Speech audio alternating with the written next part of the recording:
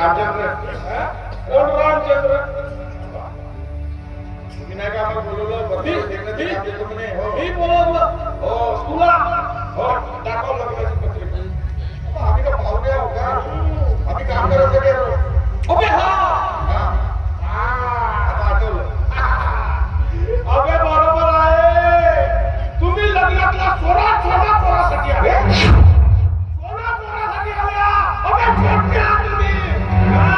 सोन्यावर हात साफ करासाठी आले. पोलिसांना फोन लावा. आठवा तुम्ही आम्हाला बोलवलं.